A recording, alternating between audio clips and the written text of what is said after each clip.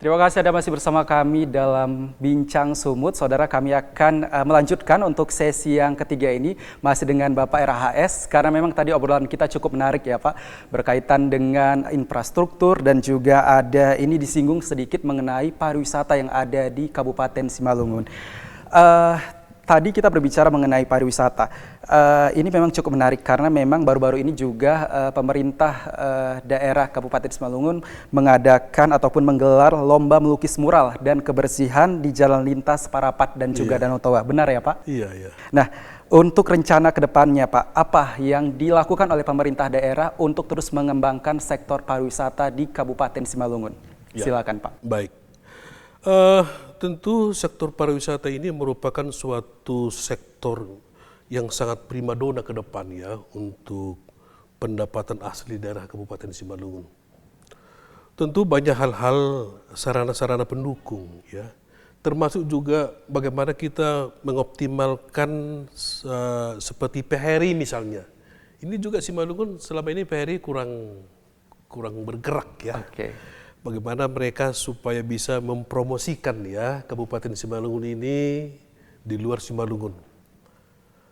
Seperti ya saya sampaikan, kita bukan kembali ke belakang ya Bang Jaka ya. Bahwa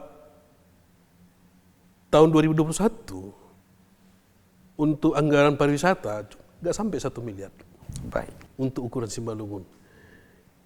Dengan anggaran 1 miliar, saya kira kalau dibagi 12 bulan, saya kira untuk ATK saja kurang. Kurang. Ya. Oke. Jadi ini ke depannya kita akan mengupayakan ya sektor pariwisata atau di dinas pariwisata ini memang benar-benar harus kita benahi ini. Baik. Supaya mereka bisa lebih bergerak, bisa mempromosikan. Banyak ya sebenarnya peluang-peluang yang bisa kita manfaatkan untuk Kabupaten Simalungun. Seperti yang saya sampaikan, bukan hanya wisata Danau Tobanya, wisata alamnya, Wisata alam, wisata budayanya, banyak sekali. Hanya saja seperti yang saya sampaikan Bang Jaka, ini tidak terlepas dari infrastruktur. Ya. Kemudian juga mengenai bagaimana pemerintah Kabupaten Simalungun ini dengan anggaran tahun 2022. Bagaimana korelasinya dengan kesejahteraan masyarakat? benar sekali. Seperti saya sampaikan, 70% ini Bang Jaka itu sumber pencarian rakyat Simalungun itu dari petani. Mungkin Bang Jaka sudah tahu, Petani. harga pupuk melonjak sampai 100% ya, pestisida juga. Tentu juga anggaran ini nanti akan kita sinkronisasi ya dengan kebutuhan masyarakat, khususnya di bidang sektor pertanian. Kita harus bantu mereka. Ya. Ketika mereka juga menjadi terkendala di dalam hal pengelolaan pertaniannya, tentu juga ini semuanya dari hulu ke hilirnya akan tumpet dia ya, tidak jalan dia.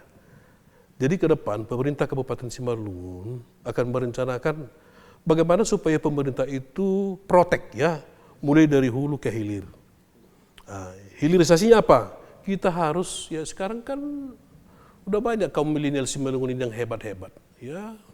Di zaman 4.0 saat ini ya, kemudian juga bagaimana kita mengoptimalkan ya marketplace yang sebenarnya salah satu sarana juga untuk boleh kita meningkatkan nilai jual hasil panen Kabupaten Simalungun.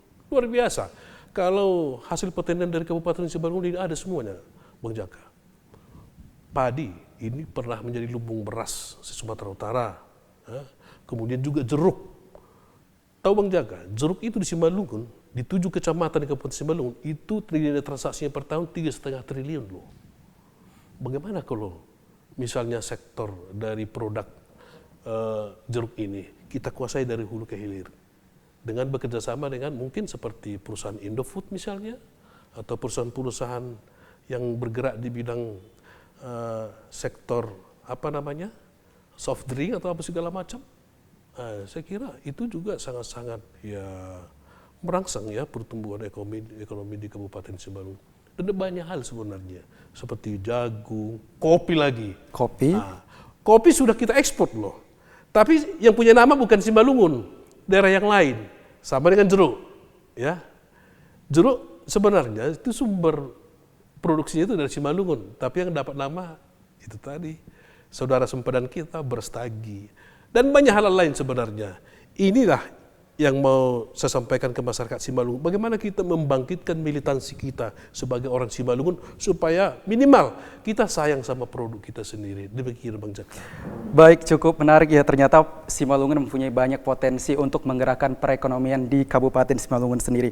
Dan ini yang cukup menarik yang juga saya sebut dari tadi, ini adalah tagline ataupun visi misi dari pemerintahan Kabupaten Simalungun, yaitu rakyat harus sejahtera, RHS disingkat, dan juga sesuai dengan nama bupatinya, Radiapo Hasiholan Sinaga. Singkat saja Pak untuk closing kita, apa sebenarnya filosofi ataupun makna dari RHS ini untuk Bapak pribadi? Ya, pertama ini mungkin sudah rencana Tuhan, ya. Nama saya Radiapo Hasiholan Sinaga, disingkat RHS. Demikian juga tagline saya. Tagline kami bersama Wakil Bupati, rakyat harus sejahtera. Harapan saya buat seluruh rakyat Simalungun, mari bersama-sama kita membangun Kabupaten Simalungun ini. Berbeda pendapat, silakan.